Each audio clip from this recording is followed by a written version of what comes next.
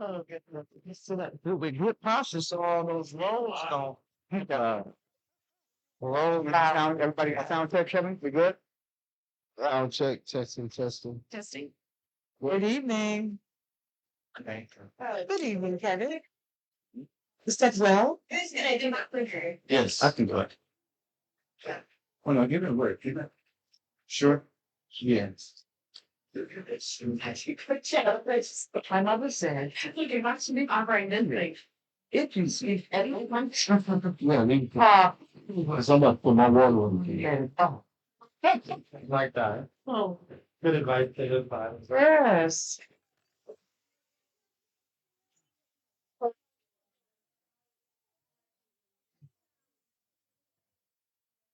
Good to go, Kevin? Good afternoon, good afternoon.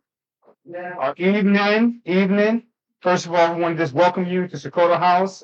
We really appreciate you taking the time out of your day to come and join us for a very much needed conversation. I'm just going to share with you a little background and then also kind of how the actual format's going to go for the evening and when it's going to lead up for you to be able to actually join us in this conversation.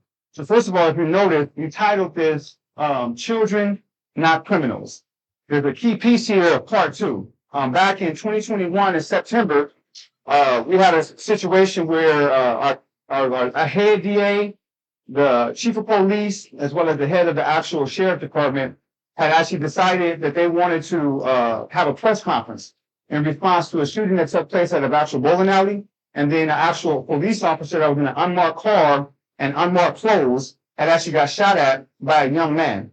And in response to that incident, which was really an isolated incident because there's nothing recorded inside of our history and inside of Wilmington that suggests that kids were actually shooting at actual police officer, they did a press conference. And in that press conference, they literally stated that they was going to be targeting young people, right, that they believe had guns inside their backpacks, right? And as a result of that, right, we determined that we need to counter that actual call for them to actually target our young people and lay the facts out. So what we did, we actually gave a detailed account of what was the incidences of young people shooting at police officers, right? And what was the actual reality of young people having guns on them, and what were the consequences of young people having guns on them versus this reality of like persecution to the full extent of the law.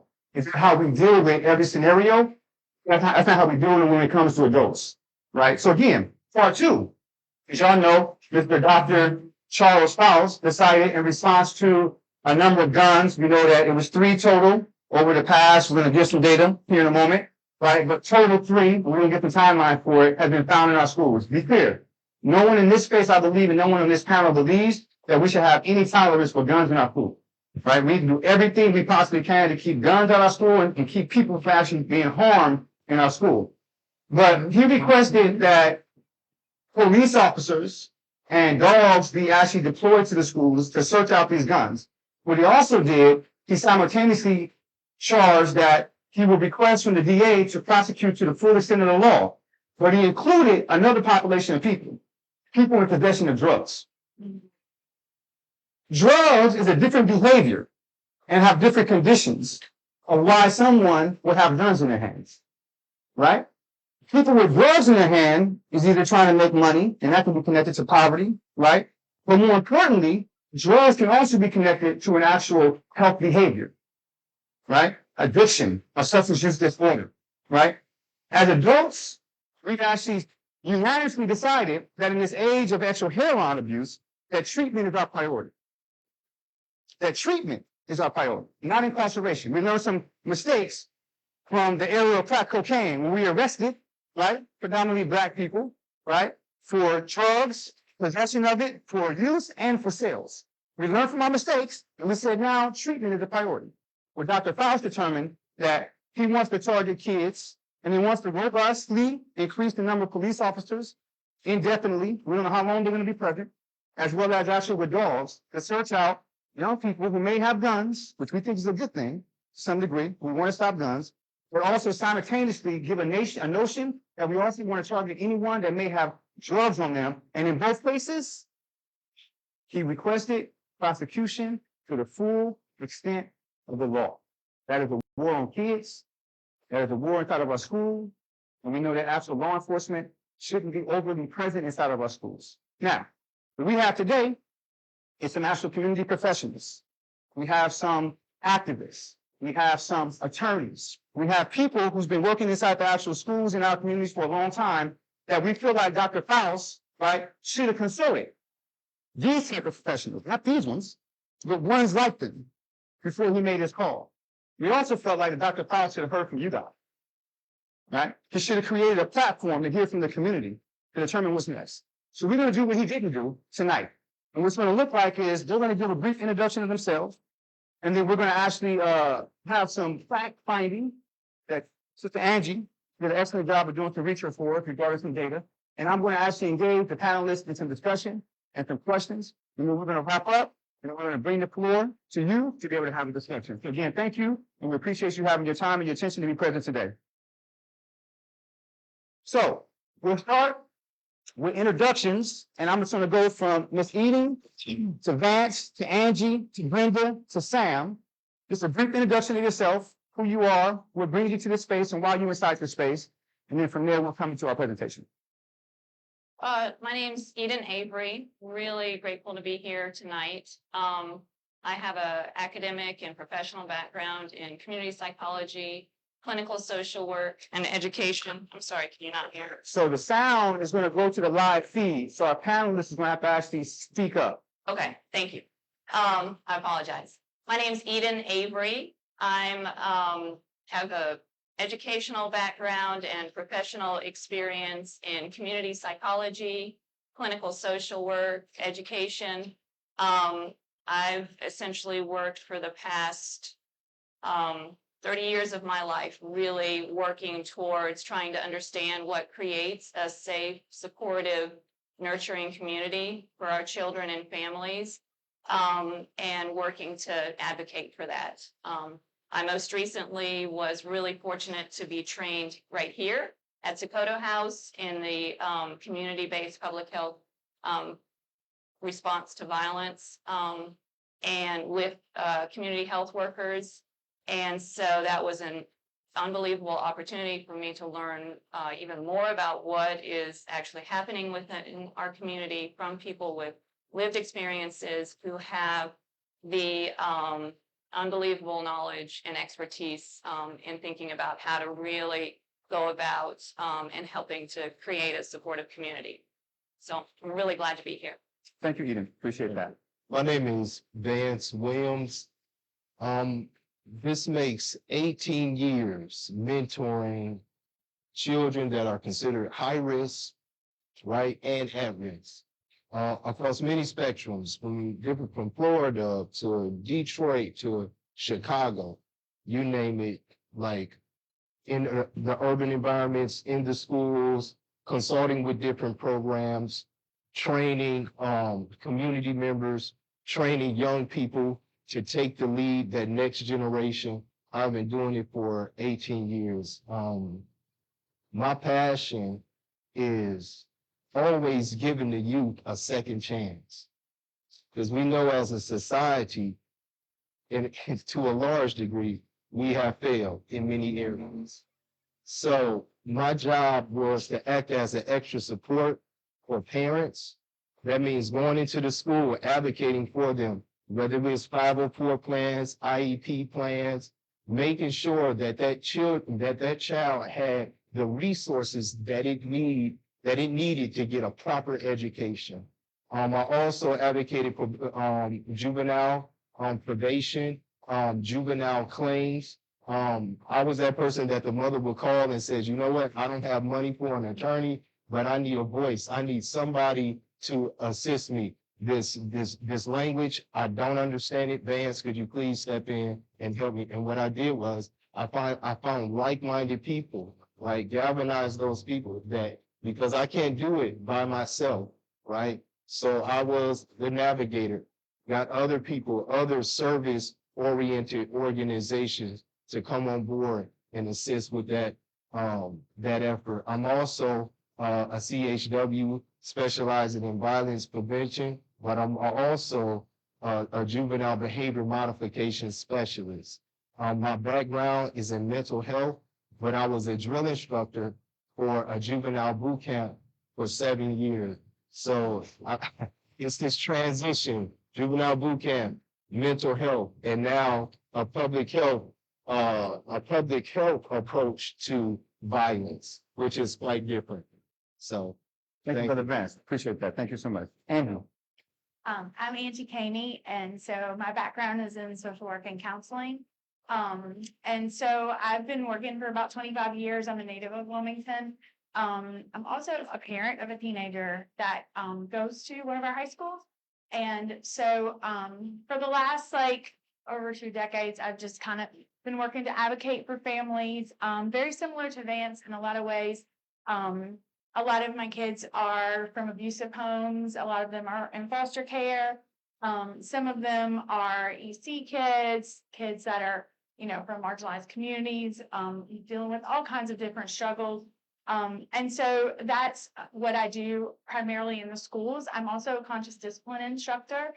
Conscious discipline is a social emotional learning curriculum. And so I train teachers and parents. I work in the family court system, but I also get a lot of families from our school system. So almost every family that I work with is in that capacity. Conscious discipline is a model that switches the mindset from a fear-based way of approaching everything, really, into one that's more relationship-based and connection-based. So I also was able to work with Dakota House. And so last year, just work really close with their community health workers and training them in that model. We speak a lot of the same language and have a lot of the same goals, and trying to hopefully see that switch in not only our school system, but when we see it in the school system, we see it in our community as well. So taking a comprehensive approach to that. And so one of the things that I do as a part of that isn't really related to my job, but it helps me to better do my job, is go to a lot of government meetings, school board meetings. I've been going to those for as long as I can remember. And so it's really difficult. And I think you'll see tonight, it's really difficult to get some information. They don't just share it willingly. And so you have to pull it out of them. And so that's just kind of been one of my goals, to get that and just disseminate that throughout the community so that we can make that cultural shift, that shift from fear to relationship based. So thank you for having me. No, thank you, Andy. Thank you. Sister Brenda. Yes, hi, I'm Brenda Galloway. I'm a native, born and raised right here in Wilmington, North Carolina. So for about 30 years, I've been serving my community. I'm a retired stylist, and my family was a go-to family here. When people were in need, my family was one that they could go to. So it's like second nature to just help and to serve. In 2016, my work in the community was recognized and funded through Brother Abdullah. He came and said, we're gonna pay you for what you're doing. It didn't make sense then, but it does now. I'm the first trained community health worker here in North Carolina in violence prevention. I'm a part of the Dakota House 10, which is a robust network of community health workers in violence prevention. I think we have 16 now and a few more. 21. 21. Okay, they're graduating. So I'm looking forward to the impact that we will make in the Cape Fear region. I won't go into a whole lot, but I have ongoing case management for about 7 years now with about 9 families still. A lot of my youth have graduated, and now I'm fostering their younger brothers and sisters. I do have, what brought me to Dakota House was I needed a place to come and heal. And that's where my healing began, right here with the Dakota House team, when I thought I was going to just not exist anymore. And out of that came Hope, my own organization, helping others proceed effectively. It's a nonprofit. I have a clear vision and clear mission with a youth focus, youth leadership development. It's very important that our youth develop and we enhance their skills so that they can move forward. Y'all are all familiar with Portia Hines Park improvements. Those were my youth that actually initiated the project there and built cohesion in the community and collective efficacy to get where we are now with the park. There are still some more kinks. We know that the bathrooms are locked. and the water is not functional. So we're on that, giving up is not an option. You're going to hear more from us on that. We just have a lot of community initiatives with Hope. I do have a passion for young girls with teen moms and just women in general. My lived experience has taught me that when you can help, do that. And we know that our girls, young and old, need to come together and have fellowship and embrace sisterhood, because at some point, all of us ladies have not been equipped with what we are to speak. So together we empower, we inform, engage, and empower one another. And I'll pass with that. Thank you for coming. Thank you, Sister Brenda. Sam. Hi, everyone. My name is Sam Davis. I'm a civil rights attorney with the ACLU of North Carolina. Our office is based in Raleigh. I live in Durham, but we work across the state on a whole range of civil rights issues. For about the past year, I've been focusing on an investigation we're doing into the use of criminal statutes in schools in North Carolina. Basically, kids are getting arrested. As everyone here knows, kids are getting arrested, and all of the consequences of being involved in the justice system start really early and compound throughout kids' lives. And we, as an organization, me personally, like, kids shouldn't get arrested, just period. But what's even more egregious is that who gets arrested is there are extreme disparities in who gets arrested. For a lot of reasons that aren't too hard to ascertain, unfortunately, given the structure of power in this state. So statewide, it's pretty bad. We can get into it later. About 25% of the school population is Black students in North Carolina. About 50% of all kids who are referred into the criminal justice system are Black students. In New Hanover County, it's more egregious. Black students are about 18% of the population, and about 70% of all of the students who are referred into the justice system. So I'm really grateful to Bill, to Vince, Angie. We've been working in New Hanover for the past few months. It turns out there are a lot of issues, a lot of civil rights issues that we've been trying to just lift up the work of activists here. Yeah, I'm just really, really grateful to be here and grateful for everyone's work and commitment to making this a safer and fairer a school system where everyone can thrive. We're especially thankful for you. Sam actually drove down tonight to be with us from Raleigh, right? Thank you. So my name is Abdul Hafiz bin Abdullah, and I'm the executive director of Quality Life Blueprint and founding executive director of Dakota House, and also the designer of community-based public health response provider. Again, we welcome you guys. We're going to get started. So before we step in, I just want to just make sure we all hear and we put this energy inside the actual room, because the question is that we have a problem with a war being waged on our kids. So what does that war look like? It says that there is never anything we can say to erase the fact that there was an issue today in school. What I will say is that you will parents, community, see a more aggressive approach in our schools. The next following day, you had actual more police officers and actual dogs, present. The next statement it says, you will probably see a dog in most of our schools who will be searching for drugs and weapons. It's the end. We are tired of it. I know parents are tired of it. We are taking back our schools. I have shared with our safety and security folks, you do everything you need to do to make sure it happens. And we will start this effective tomorrow. Okay? So I'm just going to let the actual facts and the information communicate the rest of this, right? You heard what the statement was. Now we're going to hear what the facts show. Mr. Foust. Andrew.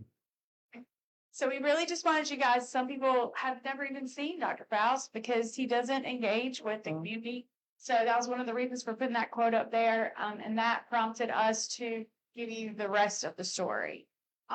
And so basically we wanted to ask ourselves, and we're going to circle back to this, but just to kind of give you an idea, what have we done proactive from a comprehensive community-based violence prevention standpoint to address the issue before moving to such drastic measures, switching to a reactive, punitive campaign that was waging war against our kids. And I think that a lot of us who work directly in those schools have already seen in the last 6 days, this has been a huge change in our schools, like every single day, like 2 and 3 canines, a hallway full of police in all 4 of our traditional high schools. So that quickly, like when he said overnight, he meant overnight because it literally changed.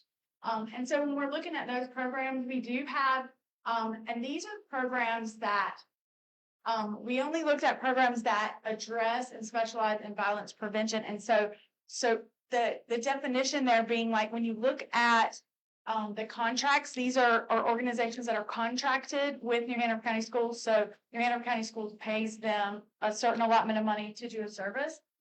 And so these are the memorandum of understanding that would have anti-violence or violence prevention or safety in them. So there's some other programs that you may have heard of, but these are the ones that they are listing as addressing that. And so you have Elements, which is the Youth Violence Prevention Program that's been around for quite some time. It's actually a program within New Hanover County Sheriff's Office. They implement a combination of different services that they would call education, prevention, intervention, diversion, all those kind of things. And so that one is probably the one that most of us are more familiar with. And then we have Port City United, and Port City United houses Voyage, Link, and Communities in Schools. So some of you that may be familiar with what these looked like before Port City United, it may be a little bit different than what you've seen in the last year or so. And so basically, this just kind of gives you a very brief idea of just kind of what those services do, just building resources, connecting youth with pathways to success, educating, motivating youth, communities, and schools. Also a program that's been around for a little bit, but I think since the adoption of that program underneath the Port City United umbrella, it does look a little bit different. So that's just, we'll circle back to that because we kind of want to like have some community conversation about that. And so what prompted this whole response? And so what we asked were the 3 questions, like the 3 pieces of data that's key to know, right? So how many guns have been recovered in the possession of students in New Hanover County Schools over the last 3 years? And the answer is 3. But it wasn't as easy as you might think to get that answer. So we did public records requests. I reached out to the director of safety who wouldn't have that conversation with me and referred me to student support. And so there were several people in communications and the Department of Safety that tried to gather even more information. But we finally got the number, but it was from the director of student support. So that number being 3, how many injuries have been inflicted in New Hanover County Schools over the last 3 years as a result of those guns? And so the answer is 1. And they're very specific in saying, not to downplay this at all, but not life-threatening in a recovered student. And then the last question, how many deaths have resulted from that? And the answer is 0. And so these are the 3 incidents in question where they did find a gun. The first one you're all really familiar with, I'm sure, that happened at Hanover High School. That was in August of last year. It was an incident where a 15-year-old black male who was being bullied fired a weapon into the crowded catwalk on that campus. And so a student was shot in the arm and the leg, or the hand and the leg, sorry. And so there was a plea deal for that, and that student is serving for 4 years incarceration. And so it is important to note, and we'll go into this a little bit more, but the response to that, exactly what it was right now. We will not have these students in our school. Like there was no community feedback, conversations, those kind of things, where we really put merit in what the community wanted from the district. Not at all. There was a little bit from the school himself, the school administrator, but none from the district. And so that was that incident. Then there was an incident at Ashley High School. This was on April 25th, just a couple of weeks ago. And so this was where an 18-year-old black male was searched for suspicion of a vape.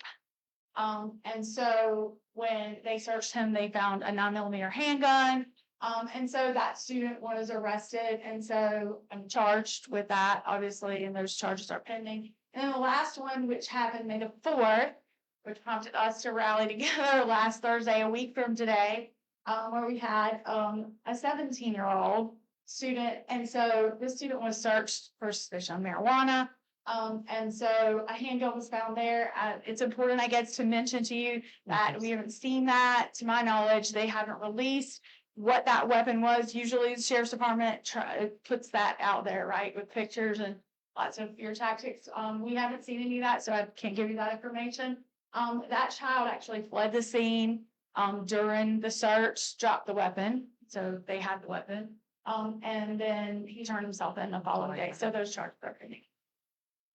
Again, just some key facts. And just to be clear, when we say the district, no response from the district, we're talking about the school board itself, right? Right, the So- school board and the administrative bill. Administrator of the school. Right, so Okay. that would be everybody in the brick house, you guys know what I'm talking about, where senior staff, Dr. Foust and his cabinet.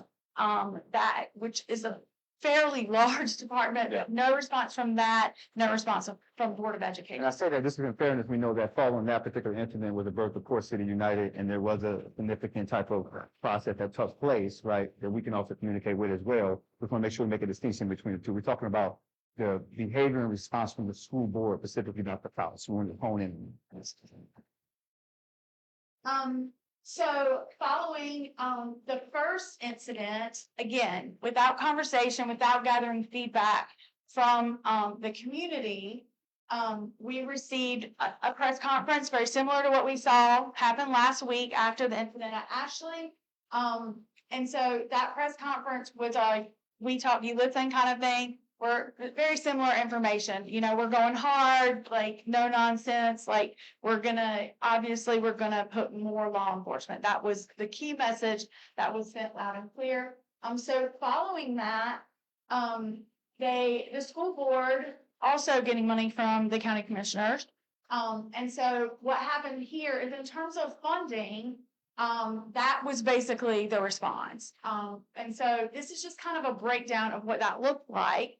And you'll see that this, how that all kind of panned out. So $315,000 for additional SROs and high impact zone schools. So these are the schools that they consider to be the higher violence schools. And so they got more than what they already had. So when you look at that, that kind of looks like this. So in terms of like our traditional high schools, they all have a minimum of 4 and can have up to 6, sometimes even more SROs in those schools. So that number increased in the middle schools, and we have 8 of those, 1 to 2 SROs that are in the schools. And so from that, that's where that little pocket of money, then underneath that, 1.6 million for SROs in all 25 elementary schools. Now, we hadn't had an incident of guns being found in our elementary school, and that's not to say that we don't have safety issues, but this in immediate response without doing any kind of like needs assessment conversations or whatever. And so all of our elementary schools got SROs as a result. So you can see where that money went, right? And then 1.3 million went to Port City United, housing those other programs that talked a little bit about. And so that was kind of had to be built from the ground up kind of program. So you can imagine there needs to be training, there needs to be conversations, there needs to be a lot of things that go into that. And then lastly, $1.1 million for community resource coordinators. And so these are defined as like case managers that basically refer in-house mostly though. And so all of these things connect together, all of these things from more of a reactive approach. And so that's just that. Right. Just one clarification regarding the Port City United initiative. There was conversations that took place. They assembled some very small number of community members, and it was a very, was considered to be confidential meeting. And then they expanded the meeting over time, right, to a more expansive, process. But essentially, the county commissioner and them, they did what they wanted to do with that particular program. And it's all that funding is placed under New Hanover County. Very important to understand. And then the other funding that was mentioned, Elements and another program, I think Too Good for Violence was reinvested into. That's both sheriff programs. So all the resources essentially was placed up under the county, but then there was actual community members that's been hired. which is important to just know, make sure we get that clarification. As far as the school board is concerned, I don't know if they actually had any type of listening session from the community to determine what it is they wanted to do. Right. Exactly, so. Yeah.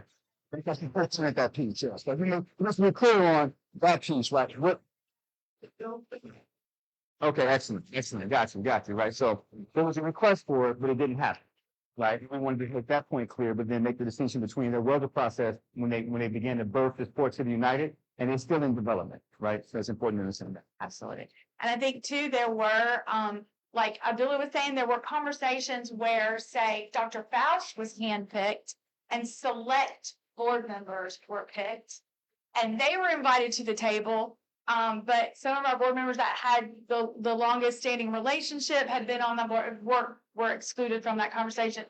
Exactly. And certainly there was, because I see a lot of your faces at school board meetings, there was never any conversations in front of us and certainly not with us to discuss the whole Port City United initiative. So there is a little bit of a difference there in how that. Absolutely. So we're thinking about what's been the process? What's been the process of actually assessing and coming up with solutions? This is where we're at right now.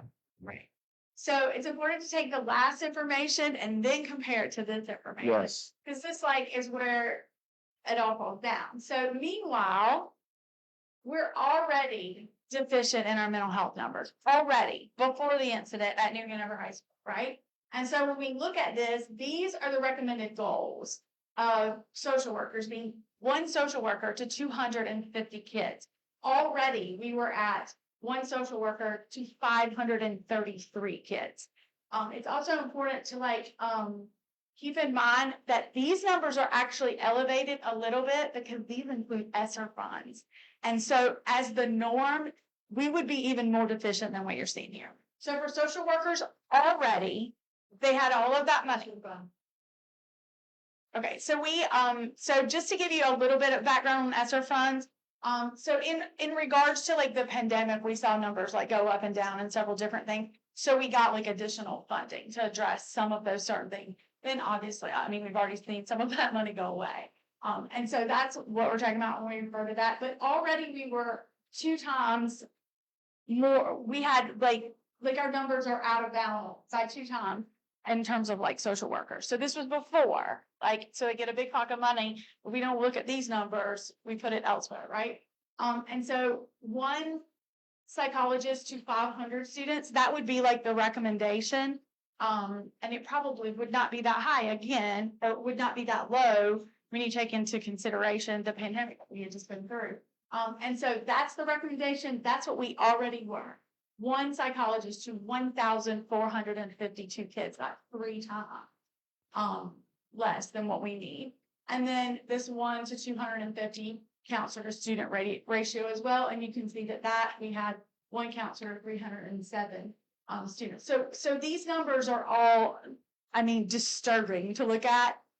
And then when you think about if we have extra money to throw at something, right, and we just completely disregarded it. And so since that time, because keep in mind, these are numbers before the New Hanover High School incident. So since that time, most of you saw that happen, right? We just cut 10 more social workers and 10 more counselors from the budget for this coming year. So we'll be even more deficient, but somehow we suddenly have money to throw at K-9 units and more officers. So as we transition, I'm going to open up for the panelists to discuss the past 3 slides. I want to just make a connection and give context of the type of points I want them to kind of expound on. So we know that social determinants, right, are driving, right? Housing, food, exposure to violence, exposure to food deserts, exposure to lead inside certain homes, poverty, just in general. These are the things that a lot of our children are experiencing, right, inside the environment that they live in before they even enter into an actual school, right? That's important to know, right? So if an organization, talking about violence prevention, right? If you're interested in preventing violence, right, one of the fundamental things you're going to have to be concerned about is addressing the structural violence. So you say, what is structural violence, right? Well, it's the thing that causes, right, inequitable social determinants. It's the inequitable distribution of resources or the actual misdirection of resources. In this case right here, we're talking about over-policing in an environment where mental health and other type of things like toxic stress is actually driving why these young people are misbehaving inside the schools, right? When you apply pressure, when you apply enforcement in those environments, right, instead of the other things that's mentioned here, right, it becomes a form of harm, structural, systemic harm upon an environment, a population of people who've already been socially harmed, right? And we want to just maybe have a conversation as it relates to that piece right there, because we'll be seeing some investments, some ideals of violence prevention, increased police, and then this, right? So we had maybe Eden begin. She like to talk about all the time, but a few decades worth of knowledge around community trauma or being a community psychologist, and I think that's very important. We'll maybe hear from Brother Vance, and then maybe a little bit from Sister Brenda as well. Yeah, thank you. Really just to pick up on exactly what you just shared, what's missing in Dr. Faust's proclamation as to how he's going to address these issues is really looking at why children might be bringing guns to school in the first place. What's missing in Dr. Faust's proclamation and his determination to essentially go at it in a very reactive, criminalizing way is really trying to understand why it is that a child might feel like they need to bring a gun to school in the first place. Because the reality is the children that we've seen who have been bringing guns to school are not the typical profile of a school shooter that we hear about. And so that's not in any way to excuse bringing a gun to school. I want to be very clear about that as well. However, we're really missing an opportunity to try to find out from these young people exactly what's driving them to do something that extreme. Because they very well know the consequences. I mean, it's pretty clear. So we're really losing the opportunity to look at the root causes of what's driving that behavior. And it is very possible that they themselves feel unsafe in the school setting. And there are a lot of factors that may be contributing to that. And the fact that we are failing to fully fund the supports that would be available in schools to help address those types of underlying issues, whether it's mental health concerns, whether it's trauma, reactive behaviors based on experiences children have had, whether it's bullying, harassment. We don't have the resources to fully address that. In addition, schools are desperately understaffed with teachers, with teaching assistants, with special ed professionals. And so children are just not receiving the adult support and literally supervision in our schools. So you have overcrowded classrooms, overcrowded hallways, where it's very likely for significant incidents of interpersonal violence to happen that might make children feel very threatened. So that's just one piece of what is significantly missing from Dr. Faust's very narrow, unidimensional understanding of what safety is, because it is a much more complex community environment that would nurture emotional safety, physical safety is really what our children need.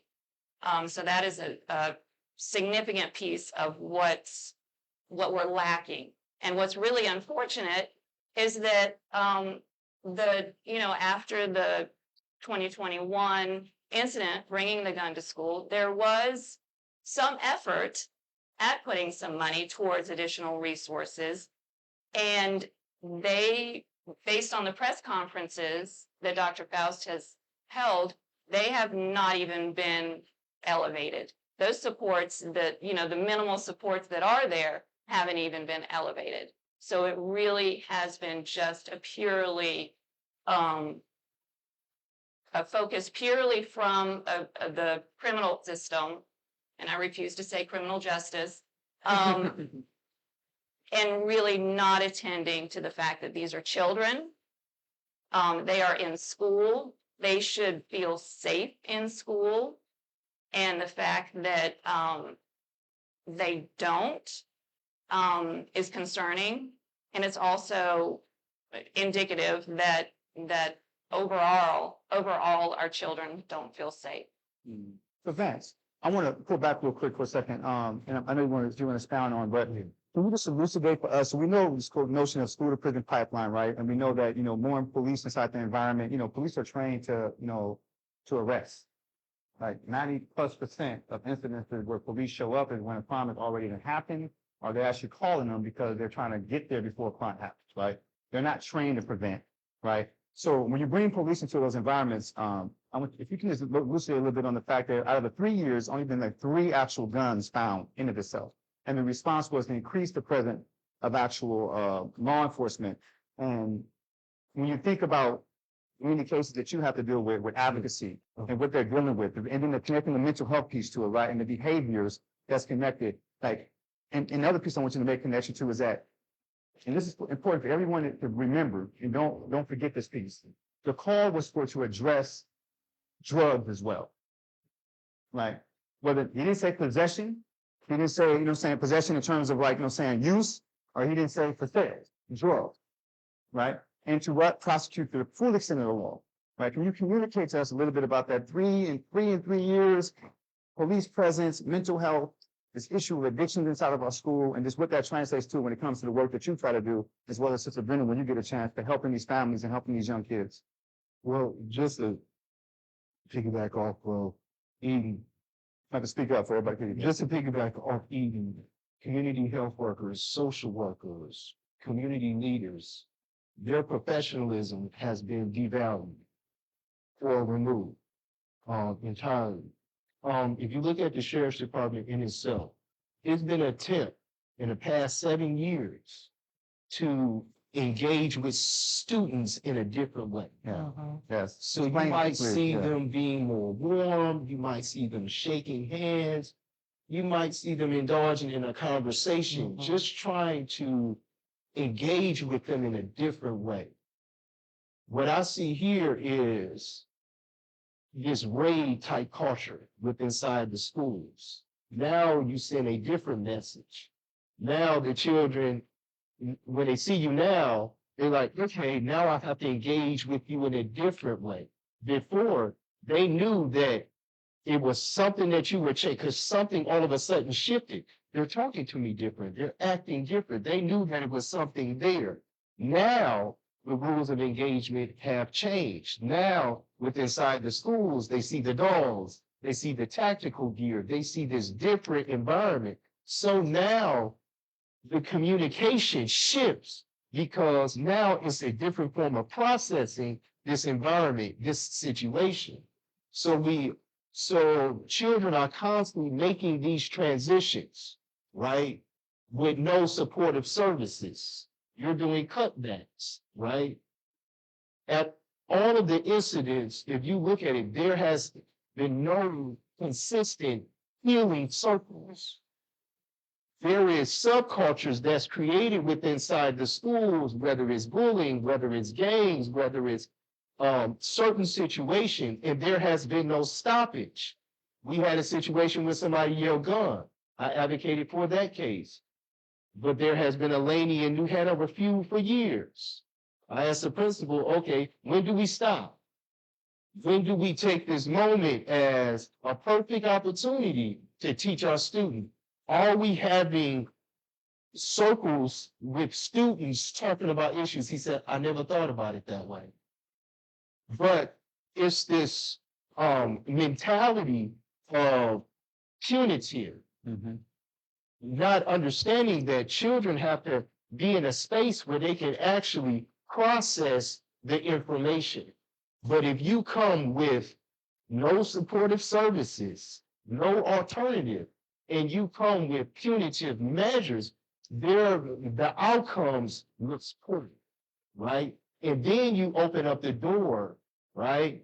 And I don't think they're gonna see, they see it, but they don't, right? You open up the door for confrontation and defiance. Yeah. Because now you have this police officer, this this relationship that has already been shaky before. Now you're opening up the door for something else. And I don't think culturally Yeah. they see it. I think there's some major incompetence there because it's this political driver, but you're not looking at it from that these are children and this is part of humanity.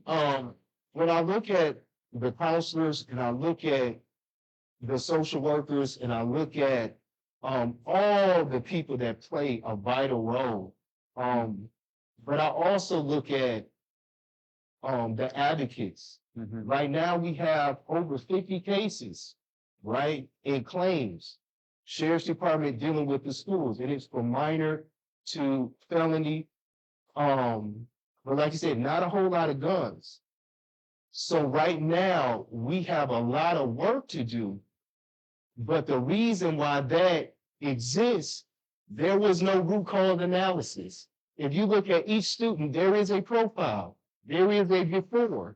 Nobody is saying stop. Nobody is saying, okay, let's get this young person the resources that they need to get a proper education. It's this back in the day type mentality. Let's move them along. And this wishful, hopeful thinking, they'll get it together. And all of the signs are there. If you look at every last single student that had this type of issue, there was, if you're a professional, you can look at this profile and clearly see that this student needs some assistance. But for some odd reason, there has been this push along, right?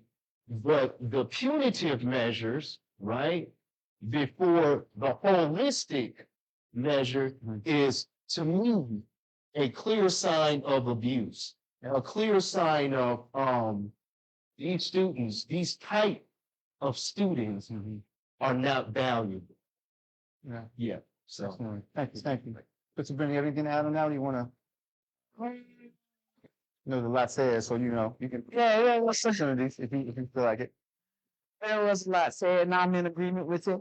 But we know that we have a mass population of students that are traumatized. They're coming from trauma-infused neighborhoods. Yeah. So once they get on that bus and get to school, they're already broken because their toxic stress breaks down the central nervous system and weakens the immune system. So they're already, the gate is already open for chronic disease, and so when they get to school, they're expected to function, like it's okay, without needed supports, without reliable and consistent supports, or plans of actions when they're actually given an opportunity to release to someone there. So I had a conversation with some youth. The youngest was a 9-year-old fourth grader, and the oldest was a high school graduate. And we talked about the dogs in the schools. And for the most part, some students are really afraid. They're having conversations. They're afraid to go back to school. Some want to be homeschooled now. Some saying they're going to drop out. They're also talking about bringing weapons to school. Maybe not a gun, but maybe a knife. One said a hammer because they're afraid of dogs. So we're thinking, well, what about the teachers that have a permit to carry? Would they bring their firearms simply because they're intimidated by dogs? I know a lot of pet owners can't just grasp the idea of anyone being afraid of a pet, but dogs are intimidating, and the kids were saying, if they come to me, I'm gonna bust them in the head with a hammer, so this is really, really devastating to, the children and the parents, but it's like a big portion of our community is kind of wait and see. Let's see what's gonna happen. That's kind of been the trajectory of our take their reason. And it's time for us to really come together and force change. One of the key things you said, Mr. Brennan, was that the schools is a safe space, Yes. right? So an absence of Should be. safety, or should be, an absence of safety in the home, absence of safety in the community, because we know in our community where there's poverty, right, there's overexposure to violence. In our community where there's actual, lack of resources, right, there's overexposure to actual behaviors that stem from toxic stress. And that can be in the home or otherwise. When you go to the school, right, because of the relationship between the teachers, between the counselors, and also between your peers, that should be a place of healing. For many children, just to be clear, it is. And what do the numbers show us, right? There's a whole lot of guns in our school, right? There's not a whole lot of people being shot in our school. There's some violence, but look at the numbers. How much violence is really inside the school, right? Now, do children feel safe overall in the schools? It'd be interesting if we actually really knew that, right, from the children, right? You know what I'm saying? Again, so I'm just gonna go forward and whatnot, kind of just talk like it's one narrative is somehow like that we're in danger, so we need this mass mobilization. The question is that really the narrative, right? And again, that's make sure we go back again and be clear, right? I believe we all believe something to be done about the gun. I don't want to let go of this whole thing around the actual drugs. I think that's So, important. I just want to add also in the conversation was, it came up about the New Hanover shooting. And at that time, there were community members that band together and we suggested that they have metal detectors.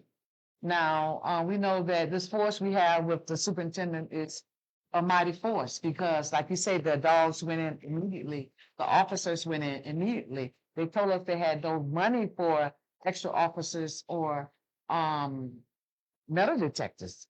That's a safety measure that will eliminate, that would take care of the root causes, when you see guns in the school, you see how to eliminate that. Have you got your officers there? Have them be at the station with metal detectors, which is also going to curb some of the truancy. It's Yeah. going to help if they must have that, but give them something to do in the schools because what they're doing in schools now is not good. It's not effective. I mean, the kids come to solutions better than dogs and other stuff, right? Yeah. So this is a very important shift, though. I want you guys to catch this shift that's getting ready to happen, right? So we talked about some baseline things, but this right here is going to be interesting for us. Absolutely. Absolutely. So just to kind of, just piggyback off of what, these guys were saying and stuff, we saw a little bit of like a culture change for a little bit there. And then keep in mind, we've had the superintendent for a little over 2 years.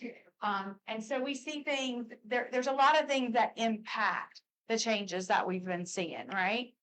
So one of the things that, one of the key pieces of information that we've just recently got, and this was very quickly covered at a board meeting, jumped right across. But just to kind of dive into it a little bit, when you're looking at disproportionality numbers, this is strictly for the New Hanover County schools, right? And so this compares like suspensions per se for Black students in comparison to the same offense for white students. And so we are the only district in North Carolina, the only one. There are 100 counties in North Carolina. We're the only district in North Carolina that's under sanction for significant disproportionality with regard to these out-of-school suspensions. And so we're going to talk about why that is. So what that means first, though. Can you say that again? Yeah. No, you- Yeah. So we're the only district in North Carolina under sanction. So what that means is that 15% of the money from the federal government that we would get for our EC kids, Yes. we are not entitled to. Yeah. So if leadership doesn't care about our kids, do we not care about money? I guess. I don't know. But so we're the only one. So out of all the counties in North Carolina, that's big. I've been for 25 years in New Hanover County, sitting in those board meetings, but I never recall this before. And so when we look at our disproportionality numbers, what you'll see is that it generally falls, generally those numbers are disproportionate. And so what that means is when we even think about the kid the other day who was searched for a vape, those of us who are in school know that a white kid with a vape looks very different in terms of discipline and punishment and all that than a Black kid with a vape. The same thing with weed. I mean, you could look at marijuana charges, even throughout our prison system, and it's very, very different, right? So we know that those numbers, we expect them. We don't like it, but we expect that they're going to be disproportionate. But usually the highest is at 3 times. We in New Hanover County are at 6 times, so we're double what we would even expect of already inflated numbers. Let me go back. I want to say it again, right? So double. Let that marinate for a second, right? Because we're talking about, right, already discriminatory practices. And we know, again, when it comes to law enforcement, as amazing as they do, because I call the police too if I need to help my mama who's in California. And I believe in the police. I need the police. But we know that they've been trained in a way and they're doing so much that oftentimes they make a huge amount of mistakes. And in some cases, it's not mistakes. And they're typically against populations that's not of a European background, right? And when you're going to the schools, you're beginning to think how they're engaging the children in the schools, right? Even in the random searches, all the random searches happen to be black, that we know, at least that way they found some, right? You know what I'm saying? But the point is this though, right? So how much of that mentality, right, as they come into the schools, many of them probably not properly trained to even be in the schools, if they're robust in them, they're giving them that much of a robust type of action, like I need you in the schools, is going to impact these numbers. We're already double, right? So we remember, and I want to say this one last thought, right? My guy, Dr. Foust, where's your energy at, bro? Like, where's your energy at, right?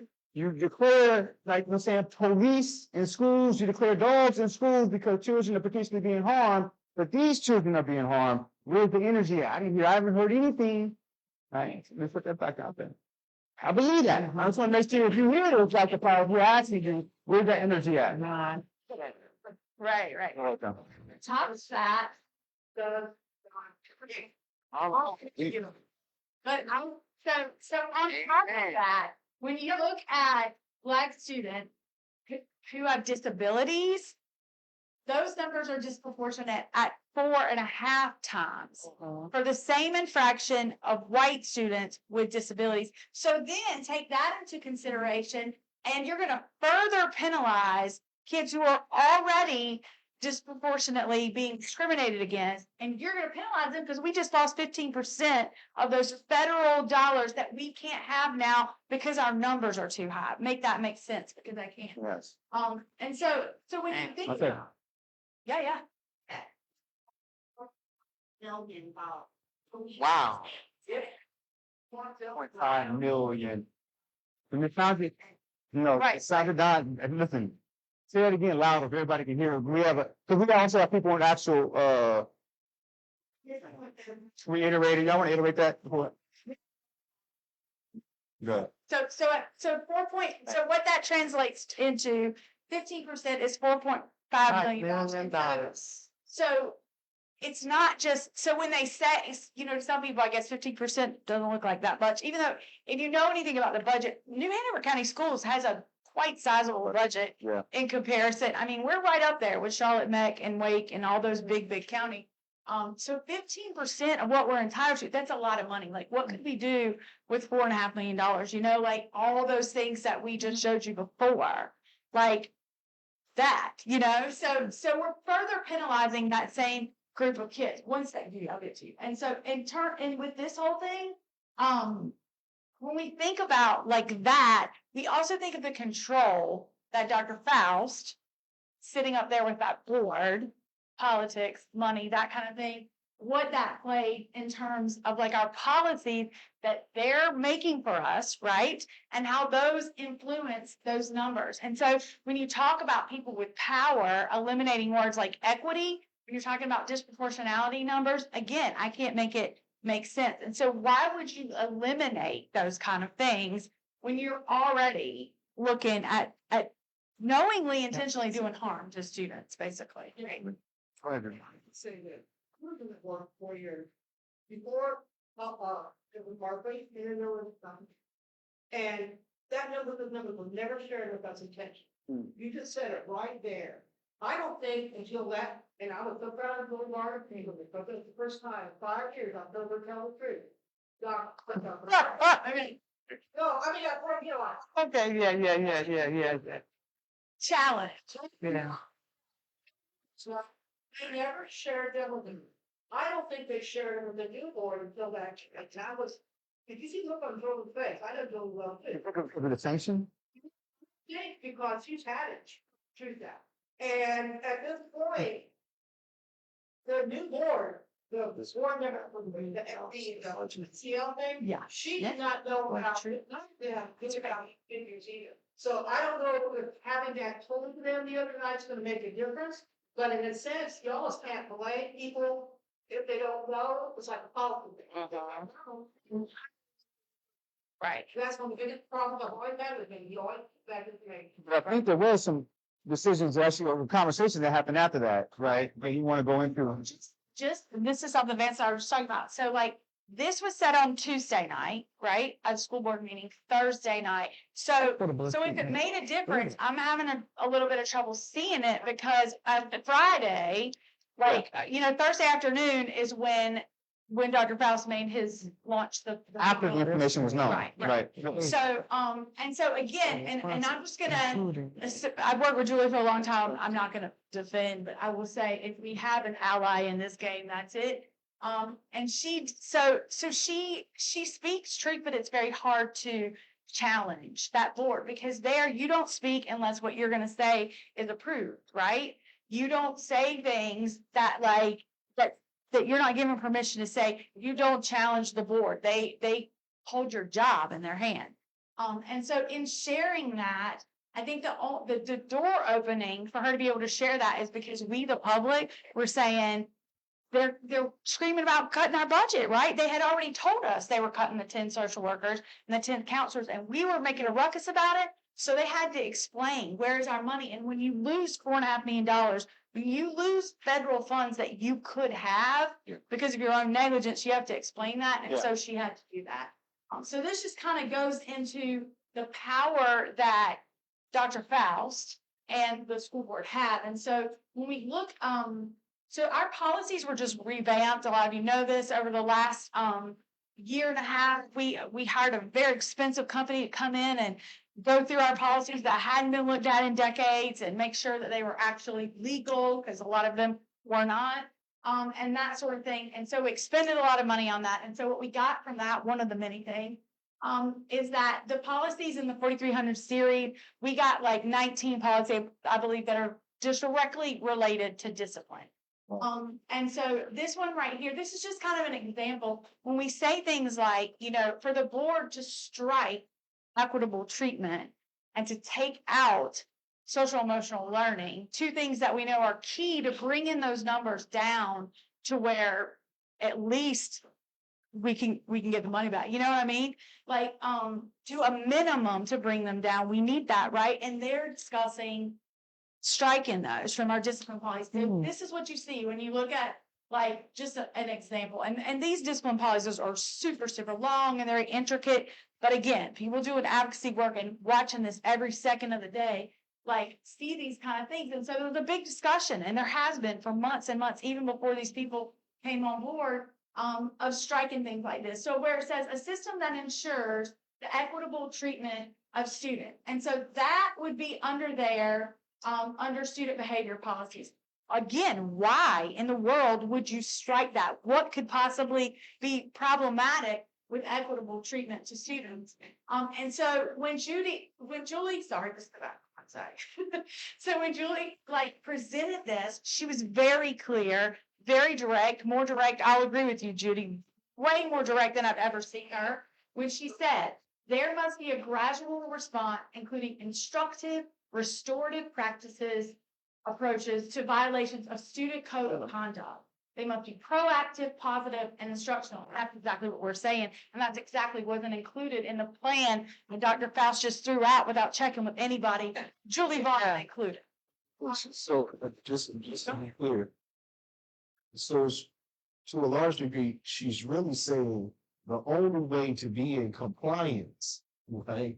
You have to be equitable. There is no way that you can have any federal sanction that you would have if you show signs of not being compliant. Right. You have to develop a strategic plan, right? And a certain order to even to say that moving forward, this is what we're going to do. Right. But this is the point though, right? She's saying that, which I think I salute her for saying that, but what's more important to me is she's saying that in lieu of an actual conversation to eliminate the term equity. Let's keep our finger on the pulse. Yeah. Right. Absolutely. They're trying to eliminate the term equity. Yeah. After even finding out that they've been sanctioned, For right? discriminatory practices. Well, they know now, right? And it's still a conversation on wanting to eliminate the term of equity. And then, and we're gonna get to an actual, because I'm more interested in with some of the rationale, right, of why you want to eliminate the term equity, right? Because again, keep in mind, it's more police in response to 3 guns in 3 years, more police and now dogs, and we're gonna also arrest, people with drugs, and we're gonna like flood our schools with more police officers that have potential of targeting the wrong people, because we know they already target the wrong people. And they're saying that in order for us to be able to actually change those numbers and change that behavior, we have to be equitable, but you want to remove equity out of it. Why? I want to hear one of the reasons they gave the why, and I want to hear our friend Dr. Faust's response. Right, exactly. So Julie ended, wait, sorry, go back one hour, a little bit more. Julie, this was. It's got like 30 minutes, we'll make sure we give it 37 minutes, we want to make sure we give them the space to actually also communicate as well. That's what I'm kind of like trying to move forward. So she gives the data. And then this is what she ends with. Every student, regardless of race and disability, need to be part of the growth for which New Hanover County Schools strives to be known for. And then exactly what Abdullah said, this is the response in the next slide. So the very next thing that was said is that Josie Barnhart, who happens to be a board member, but also the chair of the policy committee, right? Again, policy governs everything we do in the school system, right? It's supposed to be within law, but it governs everything we do. This is her response. And so we're gonna play it for you. No, we're not gonna play. I'm gonna read it, because I want to make sure y'all get a chance to communicate. Y'all got here or whatnot. We'll just read it for them, because it's there. And if you have any doubt that it's there, it's at 4:47:37, and it's a video right there, right? You know what I'm saying? We're gonna read it. So this, she argues the usage of the word equity. And you can go back and listen to the whole thing if you want. She calls it virtue signaling of the word. At this time frame, she states the trickle down in some of our schools is that you're not allowed to punish a child of color, because that's what equitable treatment is. You can't have that resolved with a kid, and why there's a disconnect and so much variable disagreement of that word. So she sit up and now they're the victims. Let's narrow it down, right? So listen, in the midst of all this, in response to the one lady's very clear, right, advocacy for what's needed. Right. And I want to bring it home, right? Yeah. So the same gentleman that hit the press conference, that got principals and got, I don't know how you got the police to respond within like the next day, right? They're all there, right? And now got people talking about this. Dr. Faust, right? I never even paid attention to that before, I'll be honest with you, right? You know what I'm saying? But he was able to galvanize a lot of momentum very quickly. That same individual that had that energy, what was his response to her statement as a chair or actual superintendent in that space? So there was none. That's To him. no, he didn't say a word. You know, job or no job, right? And so job or no job, like that's not an issue, right? Job or no job, right? If you're on TV asking for dogs and police to be in schools, right? Because of what you feel like is a solution to dealing with a problem, and you just been told, right, that there's been inequitable practices targeting a very specific population of individuals. And somewhere, I don't care who it is, tells you to your face that the use of the word equity, which someone else then said is the most mandatory thing we need to do, it shouldn't be used because they're saying that she's heard from other people to use that term is to actually not give teachers permission to hold those same kids accountable for actually already being targeted disproportionately. You don't say nothing, right? So even if he can't say anything, my message to you, Dr. Faust, is you need to rethink, right, how you actually moving, because you may be moving a little bit too fast, right? Now, what I want to do real quick is Sam is here, so I want him to maybe share a little bit about, is there anything else on this right here, please? Now we'll move into like the next policy, but yeah, like Sam. Yeah, I want This is the kind of like, there's not said about, you know what I'm saying, like federal, right, you know what I'm saying, sanctions and, you know, some other things and whatnot, so. Yeah, I mean, so one thing I'll just say to respond to the point about we're not going to talk about equity now, like that's a pretty common move. People think, okay, there's data about racial disparities, there's narrative about racism. We're just gonna not say these magic words and then the racism goes away or the disparities go away. And like, that's obviously not right. And there are real consequences in this case where there's a mandate that there needs to be equitable treatment of students to have access to these funds. So that's one thing. I mean, I think there's a pretty clear line between the data that you showed on the last page about disparate discipline rates and disparate arrest rates both within the juvenile system and then long term. And that's both because when you push a kid out of school, which, like you said, for all the problems that people experience with school, they're often one of the only safe place where people feel connected to their community. When you kick that kid out of school for a day, 10 days, when that piles up, that can trigger, that can exacerbate a lot of the problems that maybe led that child to act in a particular way within the school setting. But also those kinds of disciplinary matters, things you might think of as small, citations, things that might not be a huge deal in the moment, can really compound when a kid gets referred into the criminal system. So that will then explain why, when there's a referral, is a child offered diversion and can do a little community service and get it expunged, or that child treated like a criminal and punished. I think the last thing I'll say, and something that I think is amazing working with you all in this community, I think there's an impulse among people who oppose these kinds of conversations to say, oh, you don't believe in police, you don't care about safety.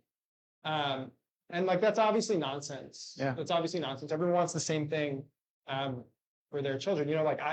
I'm my wife and I are expecting our first kid in a week. Thank you. And we want for everyone else's child what we want for our own child. And I think that's how everyone feels. Should feel. And I guess I just put the impetus back on them. We've tried, the response to concerns about safety, we've tried just more police and arrests for a really long time. And I don't know when we tried funding supportive services that address the root cause. It's the obligation always feels like it's on the advocates to demonstrate why we should try something different. But we've tried police in this way. And if you the last thing I'll say, we talk about school resource officers. School resource officers are police officers. Maybe they've gotten some training. Maybe there's an MOU that ostensibly constrains their conduct, but they're police officers. If you put them in a school, they're going to do police officer things. And you are generating disparities by your choice to put police officers in particular places. And so, one thing we've talked about, in our work, we're looking into, there's laws on the books that say it's a crime to disrupt the school environment. If you put police officers in a school and they know that law exists, what do you think is going to happen? In some ways, the chain of causality here is actually really easy to follow. And yeah, I think it is both inspiring to see this and immensely frustrating to see the response. And just to be clear again, right? So I'm gonna be honest with you, right? So we have a huge problem, mass shooting in the United States of America, right? So make no mistake about it, that we're suggesting that we should not have trained professionals in spaces to be able to protect our children from people outside the school and potentially people in the school. We're just saying that the way that they're choosing to respond based off the actual minimum amount of incidents, right? This is very important for us to think about. They toss one or two things for us in the news and act like this is an epidemic, and they respond to things in an epidemic proportion, right? But when we have these conversations, we begin to actually see the numbers to say, no, right? The same money you were going to put into putting those teachers, putting those actual officers and those dogs into the school, we have numbers to show that you should be investing in the thing we've been telling you to invest in, which is more prevention and actual more social services. This is the purpose of this conversation right here, to arm the public with the data and with the narrative to be able to push back the behavior. Because the behavior is systemic and it has to be pushed back. The only way we can push back is us. We have a few advocates inside this room. Sandra, respective advocate, but specifically for the school board, right? That's always present. Angie, Eden, that's always present in their face. And then you also have Peter. And then keep your hands off. No, not keep your hands off me. Love our children, right? Keep your hands. Right? You love our children, keep your hands off them. That's our sister Tracy Harrison when it comes to sexual abuse, right? But my point is that that's actually got the approach of what's going on with the school board. Right, and we have to, salute that, right? But the reality is this, though, right? It needs to be a popular narrative to really push back this behavior. And I'm gonna let us continue on. I'm gonna open up the space for the room and make sure we get to them. So we'll go through the next couple of slides. But what I want to share is that I would like for that popular narrative, although we know it's bigger issues, to be talking back to Mr. Foust. Dr. Foust actually made a statement. We can get him to change his behavior, right? Then we can also begin to actually target other particular professionals and actual public officials or executive officers within the actual government that know, look, you're not untouchable, right? That's part of the actual strategy here. So we'll keep going. Yeah, absolutely. And so this, when we're talking about like policy, and I'll go through this in a little bit quicker, but we're talking about what a big impact it has. Like maybe a lot of you guys remember about a year and a half ago, we went through this whole fight with policy 5120. And so that's the policy that sets the standard for how our kids are questioned and searched and their backpacks. And I can guarantee you from the last two incidents, there were no parents contacted in that situation. So there has to be parameters set through there. And this is kind of what Vance was talking about a little bit before, not just policies, but memorandums of understanding contracts. So before, when there was this push for some sort of rapport with police officers and things like that. And so there's a couple of different ways you can change that policy, and you can change it by rewriting the contract to say, don't do that. And so now what we're seeing, and Brenda as well, in our schools is that setting up those relationships is not possible because there's new rules and definitions and contracts saying that those officers can't even open doors for students and things like that. We'll also note that this was also concerning property too. It was also concerning property too. What is considered your property Exactly. when you want to search? Exactly. Yeah. So this was what originally was written, and so you'll see in bold that when it talked about asking questions, questioning kids and things like that, it very clearly said in the policy 5120, it said, unless requested not to do so by the law enforcement official, which, why'd you even put it in there?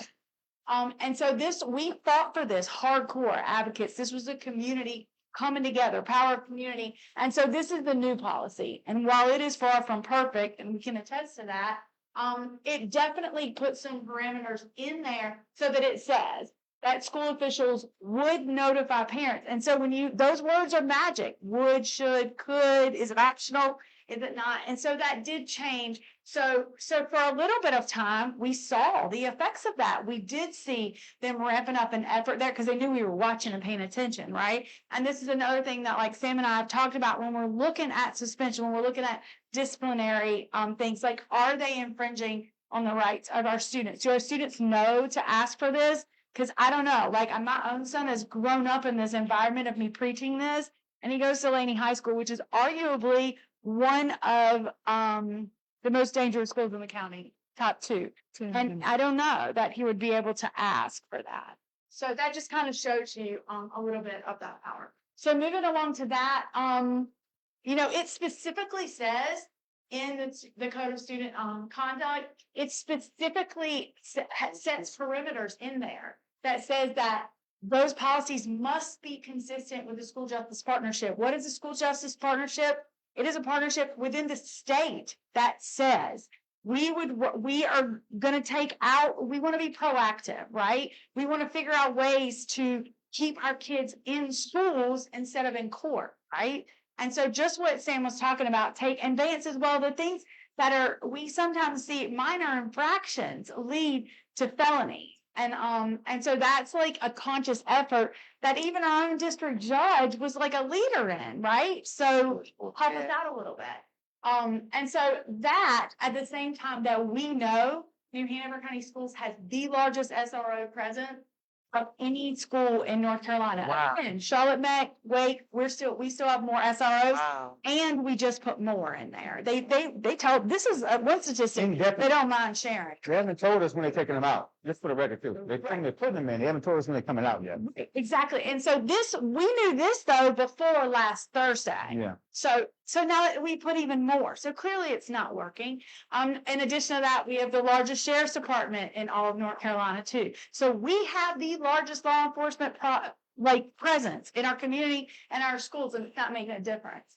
And so just this is kind of piggybacking off of something that Stan said earlier, we know that that doesn't work. There is no research. Like, again, we've been in this field for a really long time. There's no research to suggest that more law enforcement equals safer schools or community. Yet, several years ago, close to 10 years ago, we had $8.9 million that were given through a federal grant. It was the Safe Schools, Healthy Students Initiative. And so that money was given just to New Hanover County schools. There was supplemental money. There was also an additional 1.7 that was given to UNCW. There were other programs within the community, but $8.9 million. We had 5 years to spend it, you guys. We couldn't spend it. So you know what they did? They gave us an extra 2 years. We had 7 years. And now, conveniently, that data is missing, but what's not missing is those of us who were here when that happened. When they say the bill is missing, but it was a federal grant, so we didn't Absolutely. giving us access to it. Let's be clear what that looks like, right? Yeah. And we also do have the people that was present, right? And so WHQR did a deep dive into this just a couple months ago, like where's the money? And so the professor at UNCW that was over this program, over the data, like that was her job, to be the lead evaluator. And this is exactly what she said, which is almost identical to what Sam just said, is that in order to stop violence in schools, we have to focus on educating students, anti-bullying measures, pro-social behaviors, providing school families with supports, and then even restrictive gun laws, which, we can talk about it, we don't have to, but those are all things that come before having more SROs in school. So that's the one thing that we got, the one thing out of 7 years of all those millions of dollars. So, And yeah. excellent. So look, what we want to do real quick, right, is I'm going to give each one of our panelists an opportunity to just give a closing thought, and then we're going to open up the floor, you know what I'm saying, for any questions, any comments, right? We're going to take advantage of the actual space as long as we can, and as long as you're willing to actually hang out, feel free. So we're going to start with Eden, and we'll go around. I think Angie, if you got anything to share, whatnot, the closing thought, please do so, whatnot. In courtesy of our guests, we try to keep it as short as we can, but definitely want to close our final thoughts up. I just want to say that this hyper focus on criminalizing individuals who are bringing guns into the schools, again, nobody wants that. It's actually very dangerous, because what's actually happening within our schools, which is should be much more concerning for people regarding student safety, is the mental health crisis that we're seeing. More students are suffering with anxiety, with depression. There are increased incidents of suicide attempts, of deaths by suicide. That's a crisis that has been brewing in our schools for quite a few years, and we have not seen this level of response to that crisis ever. So if we want to talk about what's really threatening our children in the schools, that's it. And what we're doing is we're actually pulling resources from those supports that are instituted in the schools to directly address those issues. We're pulling money from that. And Dr. Foust and the board I have heard them dismiss the need for money for those services. And so that's the crisis. Thank you. Eden. If anything, I really would like for everyone in this room to have a conversation. I really would like everyone in this room to have a conversation with somebody that believes that SROs in our schools, tactical gear, dogs is a way to go. Right? We need to really, it needs to extend past this room, right? And have a real conversation. I talked to my mom about it, and she said, "Dan, is this turning into a Detroit?" I said, "No, I don't think so." She was like, "But this is like kind of what they do. They have this riot culture where they come into the schools and they have their full tactical, like treating the schools like it's a crack house, right? Like they tactical gear, dogs, cafeteria, and then locker checks and things of that nature, right?" I just believe that even our community leaders, there are people that's taking a position based upon safety, this scare type tactic, like mindset, like I'm scared, so this needs to happen. I just believe outside of this room, we need to have some real conversations about some real solution-based thinking, a comprehensive plan, a strategic plan, and have that conversation because I'm looking at some personalities in this room, and I know that you know community leaders. I know you know people of influence, and we just need to have this conversation so it extends past this room. I'll just say real quick is that, people say like, are there other alternatives that work? And there are, and I think a lot of us have been a part of those. I teach SEL and like I teach it in North Carolina and I teach it in places like Mesa, Arizona that have even bigger safety issues. I mean, their number is much larger than 3. And like we do see those things work. So prevention is key there. And then I would just remind you guys that look at your calendar because like this is the time when budget is passed. This is the time when contracts are quickly being thrown across the table and they go to the board and they sign off and they don't discuss them in front of us. Ask those questions. In the summertime, when everybody's distracted because their kids are out of school, that's when a lot of this business takes place. And that's when we see a lot of these things change and we completely miss it if we're not looking. So I would just ask that you just join us, like Vance said, and just having those conversations and getting some new faith out. Excellent. Dr. Brenda. I'd like to just say thank you all for coming out and thank you for your presence and your support. Stay plugged in because it's going to be this room here that leads the fight for this. What I wish would happen, I wish we would have a citywide protest strike because we're going to have to get Foust. We're going to have to get his attention. I mean, he's so bold in his decisions.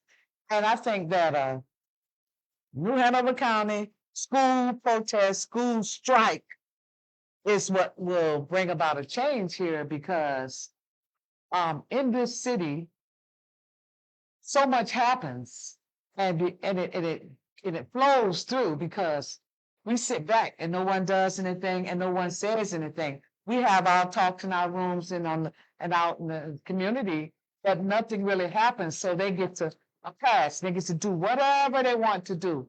But someone has to get this attention because whoever appointed him to come to be superintendent here, they need to pull him back in.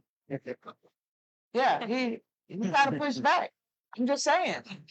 Thank you. Just saying, Thank you so much. We want our children to have a welcome presence in the school and feel safe. And right. Yeah. Well, right now, Yeah. as far as you're concerned, he's not welcome from day one for me.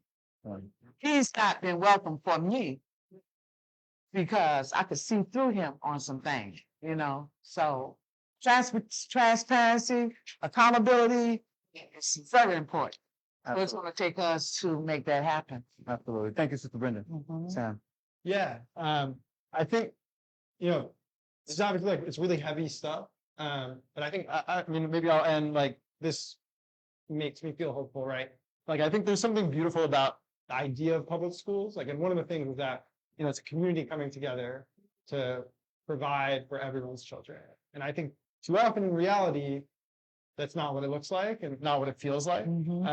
But I think to see so many activists here, so many parents, just people in the community who are trying to force the school to live up to that ideal, it's really inspiring. And it's like a hard time to be a civil rights, to be involved in civil rights in North Carolina right now. It can be really depressing and challenging. And I think it's just anything that I can do, we can do to help lift up what's going on in the community. Really just grateful for the opportunity to do that. Excellent. Thank you. Thank you. So I'm gonna go ahead and get in the center for our Facebook viewers, and I just want to be clear. So for one, like no one's exempt. Like, we all human beings. I don't care what title a person you get. I don't care what particular salary they make. They're a human being. And sometimes we have to remind human beings that they're human beings. Sometimes if you can't do it, right, by way of their employer, right, then you remind their employer, especially if they're actual public officials, that really we're their employers, right? And we have to actually make our voices heard. That requires a coordinated effort. right? And you also have to actually deal with an actual elephant, right? Piece by piece, right? You can't try to knock down an elephant, right? Head on. Elephant's gonna knock you down, squash you, and not think twice about you, right? Again, our children not criminals, part two. We stopped some high profile personalities from behaving a certain way before, right? By hosting an actual event that fact checked, connected some dots, people in the community began to communicate and say, hey, are you really doing that? You really think that's a wise thing? These number here said that you shouldn't be doing that. Do you think you might want to stand down?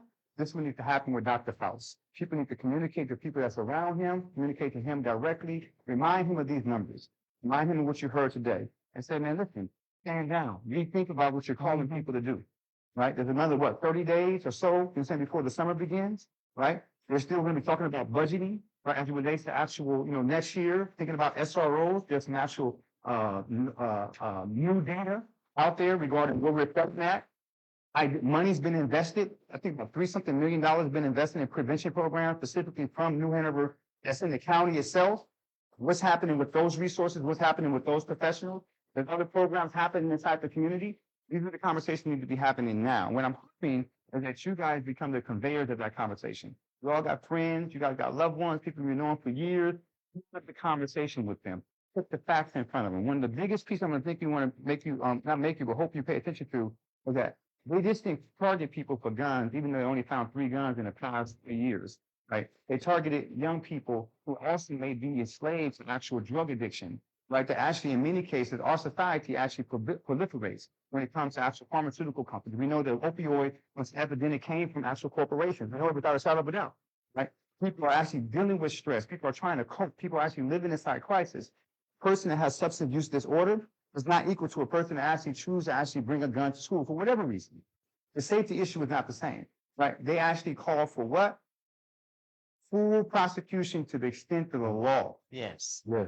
Right? And kudos to Mr. Ben David. I haven't heard him respond to that. Right? So I want to salute him because he hasn't responded. He hasn't grabbed the microphone and said he's going to do that. Here's an opportunity for us to encourage him not to do that. Right? So again, we want to encourage you to continue the conversation. We're going to continue it here tonight. I'm saying here in a second. And we want you to take it outside of this space and continue to have those conversations. And let's shift the actual paradigm. Right? Like targeting Dr. Foust and saying, man, listen, you were so bold. And actually call for this. We want to actually this is bold to stand down. Right? The next thing is for anyone that's interested, there's a lot of activists that go to a lot of gatherings, specifically for the Board of Education. Some go to the county commissioner gatherings. Some go to actual city council. At the end of the day, it's all coordinated, right? And we need to actually organize and coordinate ourselves a little bit better. We want to create an actual body of people that's actually dedicated called the Community Action and Advocacy Network. And we want to ask you, if you're interested, to sign up, give us your information. We're thinking about it, how to make sure with certain issues like this, we don't want to have you always fully active and fully meeting on a regular basis every other week or every month. We're saying that when something really galvanizes our attention, like this did, we can activate a team of concerned individuals, come together, process how we can actually respond to it, and go target individuals that's targeting us and make them change their behaviors. If you're interested in it, we have some support house staff who will be passing that around. And Sister Rachel, Let me sign it. and then again, what I want to actually ask is that we give our panelists a round of applause, and then we're going to open up for any comments, any questions from you guys. Any questions for any one of the panelists or any comment that you have in general? This is the time. Yes, ma'am. Share the PowerPoint presentation. Oh, yeah, please. So Angie actually developed the PowerPoint. So to the degree that she would like to share, one of the things you notice about us at Dakota House, Intellectual property. yeah, it's intellectual property, right? But one thing, this is public information. So if you do share it, I'm just going to ask, if she shares it, give us the credit, man. She put a lot of time, a lot of energy, right? And you need to know who put that energy in. So I'm not making that decision, but if you put your information on there, this is the person that's going to make that final decision. I think Kevin helped her out as well, too. Yeah, I mean, I'm totally fine with that. I actually put in there, we went back and put like sources and everything we put in front, so I'm totally fine. Like, Yeah. So share it and give her props for her time. And she got to listen. We got an email and everybody here can verify. At 3 a.m, man, she was passing that slide to us. Like, y'all take a look at it tomorrow, right? So the level of dedication. I think any more questions or comments? Yes, ma'am.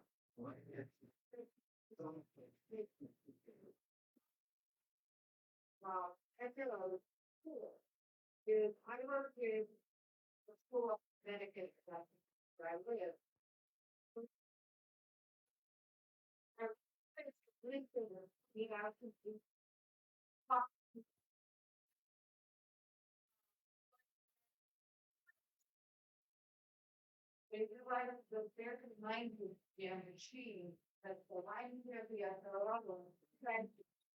Wow, that's deep. That's deep. Yeah. Okay, so when are using these terminology, it's no today. Yeah. Right. And we're gonna talk absolutely. Instead, instead, they're gonna say, he disrupted the teaching, which is, again, it's that language change that happens. The language change affects then people's response. Oh, I'm Linda Higgins. Yes. Jill Hoffman. Make sure we all know who's in this room. Y'all came out on an actual Thursday night, man, and that's important. Let's go back here. If I miss you, I promise you I'll come back to you. Please announce your name and your comment request. Hey, Sandy Isles.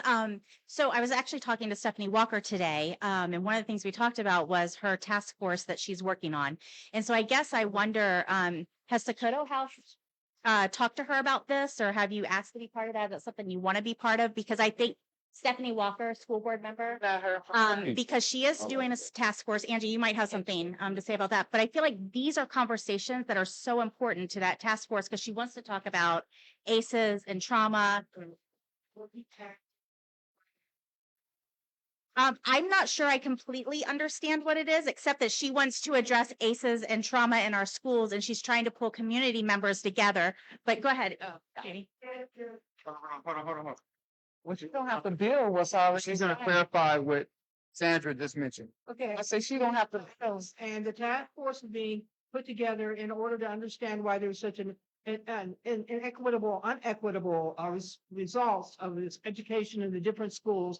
There's so many failing schools and it's just increasing in numbers. It's not just COVID. A lot of people trying to blame it on that because some of the schools have been failing for years. So the idea of putting this, sorry about that. The idea of putting this task force together is to be able to bring different elements of the community, like people in here, and just have these discussions around what we could do to improve what's going on with the kids in a very positive way. Excellent. So that's what this has. What's her name again? The Walker Council? Stephanie Walker. So y'all can let Stephanie Walker know that Dakota House will be interested in participating in So that. Abdullah, can I, because she asked, so we have been in contact, like, I mean, some of us have actually been in contact with, Stephanie Walker, and this was something that also at the last Tuesday's meeting, I think the tricky thing here, and this is again where we need like collective voices, who is selected to be on that task force? Because there's a lot, I mean, there's getting ready to be a book banning you know what I mean? Like the control, Foust and the board have the control kind of thing. So we need to keep asking, because that first meeting is like June 5th, I believe. And like, we can share those dates on the Dakota, if that would be helpful to you guys, so people go, but yeah, that is definitely. So the question is, do we know, and I'm also reiterating for the people on Facebook, the question was, do we know if the actual meetings are public? And we've been confirmed they are public. And I want to reiterate for everybody that's signing up on the actual CAN network, right?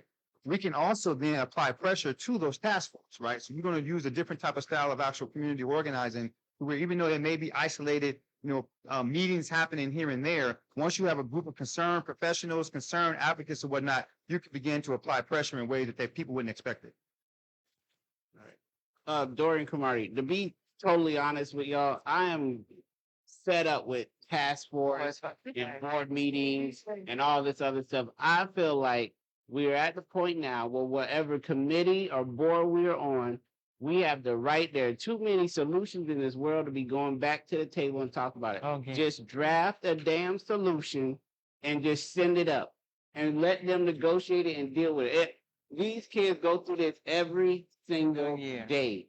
And we don't have time. We don't have any more time to try and recreate the wheel and try and build. We just need to work together and build a solution and just do it. Because these kids are going through this every single day. They're not learning. I had to go up to, yesterday was the first day in a long time I went to Freeman. I went up there yesterday. A certain administrator said to me, your grandmother will be proud of this school. And I looked at him and I said, proud of what? The new pictures we got, the new chairs we got. These kids still are not on grade level. Yeah. The teachers that are being hired here are not, they don't have the grit that it takes what it takes to get the class under control. They don't make positive contact with the parents because they're scared of the parents. We know what the solutions are. We just need to do it. Because if we wait anymore, another generation and another generation will be lost. Excellent. You go with Julie and we got another hand like. Okay, well, I'm piggybacking on what he says. We've known this solution for over a decade. The previous boards, go back to 2008, when they districted into neighborhood schools, they did this intentionally. It was segregation by poverty. Because of Wilmington's history with the redlining, you've got a whole bunch of very high poverty areas. We know what the solution is. We need to target, integrate, socioeconomic integration. We need to have magnet schools. We need to have extra resources for these kids. We don't need to be spending money on SROs. And so you're right, Dorian, and Ms. Walker will find out too. If you already know, if she doesn't already, there is a solution and we're ignoring it because it's not a community will. And I do want to make one more statement about Dr. Foust. I have worked with him. I was in the selection process.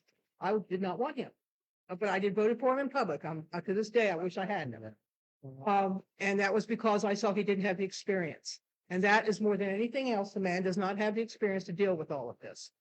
And, it's a combination of fault from a lot of people. But good luck on getting him to listen. I really hope you can. I will try, but he does not listen to me. Because you're right. It would be great if he would retract what he's trying to do now and look at all the holistic solutions that our kids need. I'm gonna let Dorian make a brief comment in response to her comment because she was building up her. I'm gonna go to Peter. And Freeman is the second to last in grading in the entire state of North Carolina. The second to last. So when I say, what is there to be proud of? That's not what my grandmother stood for. So what is there to be proud of? And to Brenda, there is an effective way to protest. They did it overseas, and I would like to talk to you about it. All right, Come on, Brother Dorian, right? right on. We're gonna I'm ready. Please raise your hand. Roberta, and we'll come back here. I am Peter Rowich. I wanted to go back to one of the slides that Angie had created. The $4.5 million represents the 5 years of sanctions. I don't think that was part of your slide. That New Hanover County has been sanctioned for 5 consecutive years. Right. Yeah. Wow. So- Yeah, sorry, And so when you're compiling your list of questions for Dr. Faust, why wasn't the public notified 5 years ago? Okay. 4 years ago, 3 years ago? And so Assistant Superintendent Julie Varnum said at the last school board meeting that for the past 5 years, New Hanover County has been sanctioned for the disproportionality of Black special education students compared to the white students, and that it's 4.5 times the rate of what the white students are. And again, Angie had part of that information. I just wanted to make sure it was clear that that was 5 years of sanction. This is our 5th year. The other thing that I understood from Ms. Varnum's comments was that 15% or $4.5 million, first of all, that's over the 5 years. That's not a 1 year, that's over the 5 years. That money still has come to our school district, and that $4.5 million was earmarked to address the root causes of the disproportionality and to address solutions to the disproportionality. My question to be added to the list for Dr. Faust is, so what exactly was that money spent on? Whose pockets did that money go into? Because clearly we have not seen the benefits of that $4.5 million. You can go back to the videotape and verify what I have just said, but those are the questions that I have for Dr. Faust. I would encourage you, and that's why we put the times up there. Yeah. That is like a 40-minute conversation. So there's a lot I didn't put in that slide because Julie, that's the first time Julie ever presented that publicly or even on like an individual, because I have a lot of, individual conversations. So I agree. Like, I would encourage you to go back and watch that in its entirety and the conversation that happens after that as well. Collective genius, man, is powerful. That was excellent points made. And I wanted to maybe see if there's any, and I'm going to, I guess Roberta here as well, and then we'll back over here to our big brother right here. But real quick, Sam, is there any, like, I don't know, like, I'm kind of confused, right? How do you actually have information of a federal sanction for 5 years consecutively, and you never make it known to anyone? And on top of that, that $4 or $5 million was still brought to the school, and you should, not to the school, but to the district, right, or to the county, and you were supposed to do something with that $4.5 million. Is there something illegal about that? Any type of shape, form, or fashion that you know of? I'm just trying to figure it out. Yeah, I mean, you know, it's hard to say. Something to explore, But huh? I think two things are worth saying though. So one, like the amount of work that it takes. I mean, this is public information. Yeah. The amount of work that it takes, first of all, is amazing and should not take that much work. So I think continuing to push, like this isn't, they're not doing you a favor by telling you this. You are entitled to this information and they have an obligation to give it to you. So continuing to push on that, I think is really, really important. Yeah. I'll add to that when we do public records requests though, now they've started charging. And so just like the regular, like a regular citizen can't, even the media sometimes. So when you want like super thorough information, sometimes you have to like push for it. And then just kind of going back to what Abdullah said, sometimes, and Judy can attest to this too, sometimes you can take money and shift it around. We did that with ESSER money, right? Like, it was intended for something, but then we shift things around that we could use ESSER money for, and we shift that funding. So that's what happens a lot of times too. Is that right? That's correct, Judy. That's Judy. My name is Roberta. I'm with Brenda. I think we should empower the children in the high schools to stand up and say no. Because they're not learning anything. They could learn something. They could learn how to stand up for themselves. And while everybody's doing all this talking behind the scenes and thinking that Fauci is going to change, and also I think that the parents have to be empowered. And I know some of the people who are here are parents. And in fact, this parent is going to say something right now. But anyway, so Brenda, I'm with you, and there's something I can do to help empower the kids to do something, either walk out or say no or something, because that would make a statement. It would get a lot of attention and would let them feel like they have, instead of everybody else making decisions for them, let them make some decisions for themselves. They're people too. They're not just people, not just objects to be moved around the school system. These kids are broken. My son goes to New Hanover High School, and I'm a teacher in Brunswick County. When I go to pick him up after the second shelter-in-place lockdown, they don't even come out phased anymore. They just don't. But I think Foust, I'm not for Foust telling him anything. He's not going to listen. He's never listened before. He's going to tell the cops what to do, and they do it.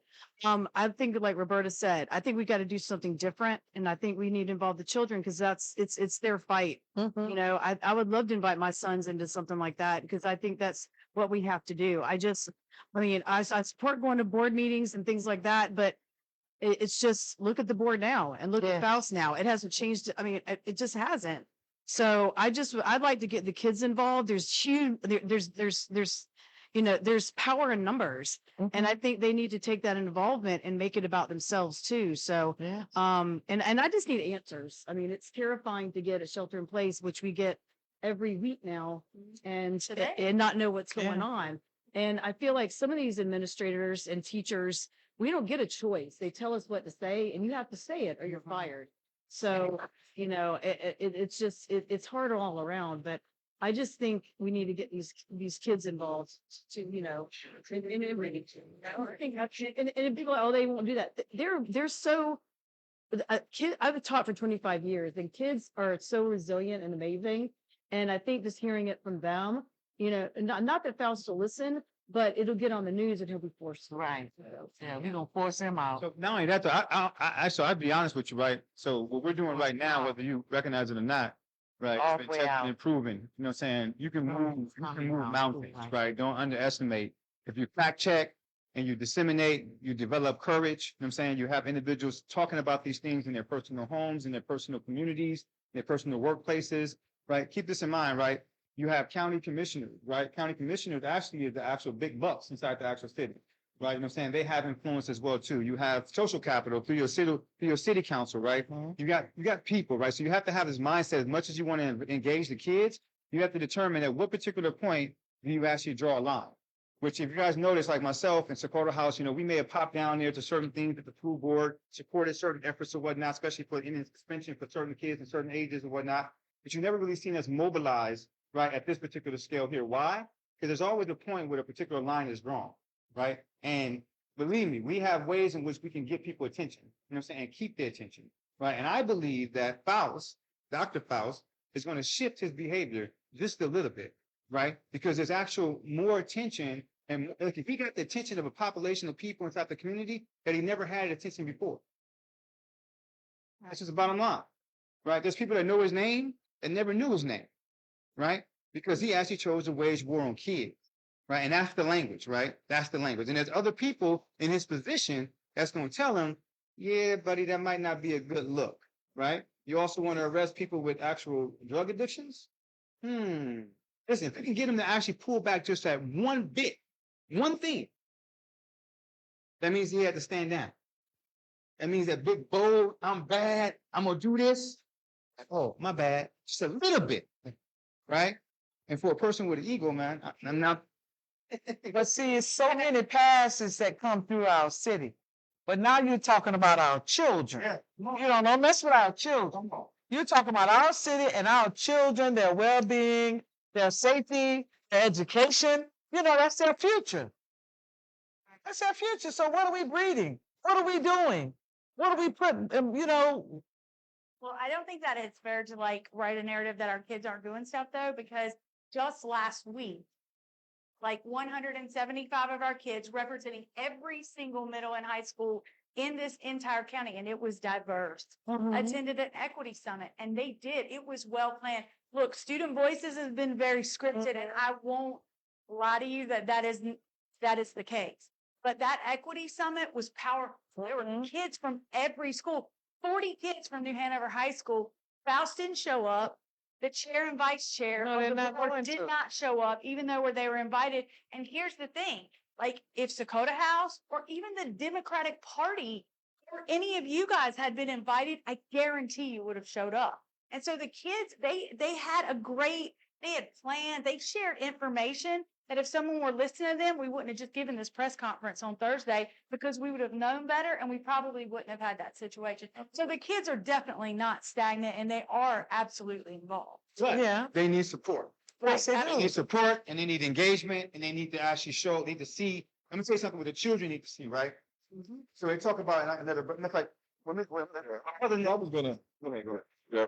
My name is Robbie Carter, and I was just going to piggyback off what you guys are saying. The children do need a platform. And I was going to ask, do they have a platform? If they have a platform in the school, we need to come up and show that support. Absolutely. And yeah, and I'm glad to hear that something has been established, but we need to support that. And it could include on the date, next time that they have events like that, where voices like Total House and everyone here, and we can support that. Please inform us to show up because their voice is important. The most important voice. So, And I know that Sakota House, I know Sakota House specifically, my son is on that equity team. And like, I know that they were mentioned. The question was raised. Can we invite these partners from outside? I mean, some of our kids, my own kid shows up to board meetings too. And like, but if they're not given the mic and they were specifically said, no, the district controls who's invited and what happens there. So listen.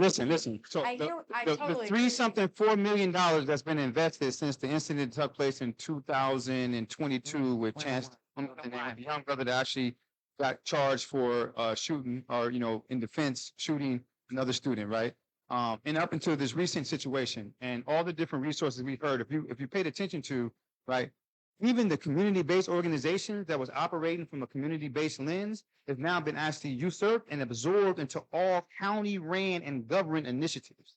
Mhm. You have to understand what's happening here, right? And the county, right, operates from a lens that's outside of the actual community, Mhm. right? It actually Exactly. considers itself in a more paternalistic type of actual way of actually thinking about the community. So we should talking about innovative, right, ways of tapping into natural resources, natural relationships, being able to actually understand because the proximity of the problem, shared experience of the problem, those particular innovations are not being funded. And when they are get funded, if they get funded and actually it's up under the auspices and the governance of the county, then you're inhibiting possibilities. Same thing with our young people, right? If they're actually are having gatherings and it's actually individuals in authority over them telling them how they gather, then certain things are going to be inhibited in that space. What's my point of making all that? When you think about trauma for all our mental health professionals in this space, on an individual level, the first thing you have to establish when you're dealing with someone that's been traumatized is trust. Without trust, nothing else is possible. But once you get trust, then you can start looking at exploring the reason why and what type of trauma you went through and how it's impacting your life, and then coming up with skills to address that particular trauma. Call that efficacy. The same thing that happens with the individual happens with the community. Why am I saying that? Well, first of all, what we're doing here is great, but I'm going to tell you how you're going to get these students more excited and activated.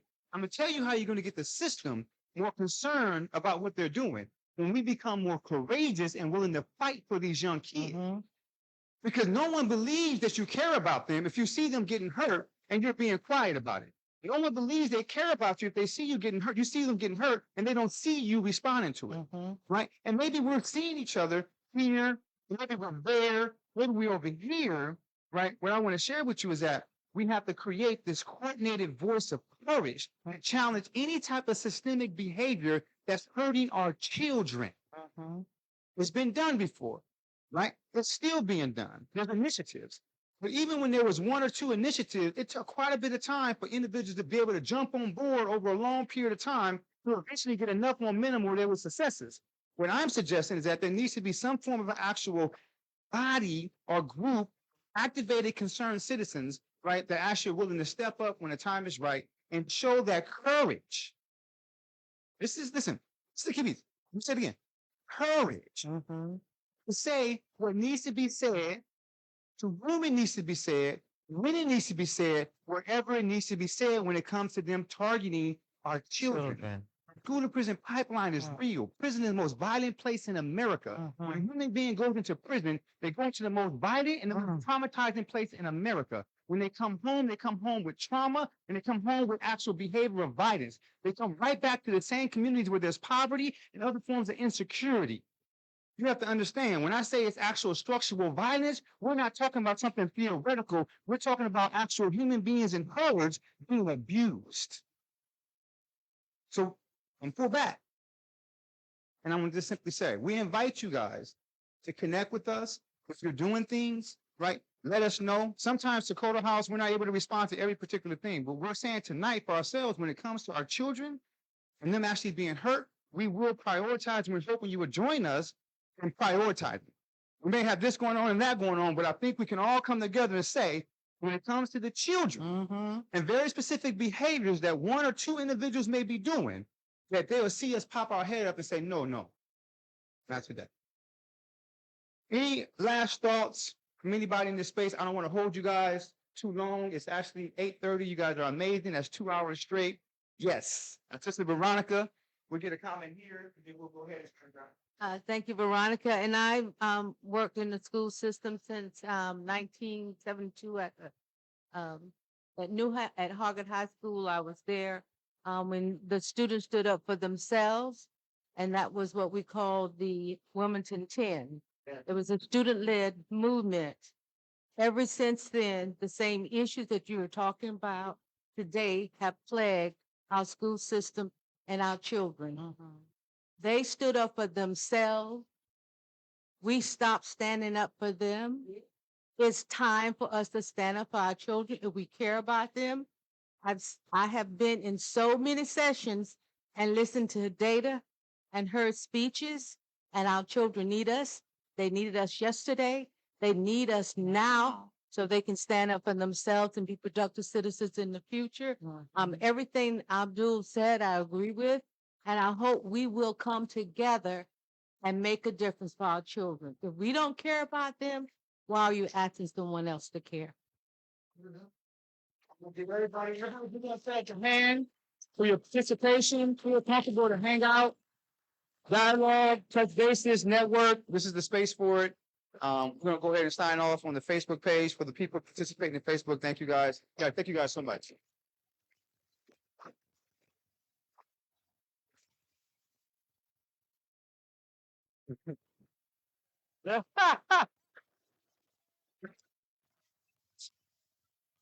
Oh, thank you, thank you. Thank you.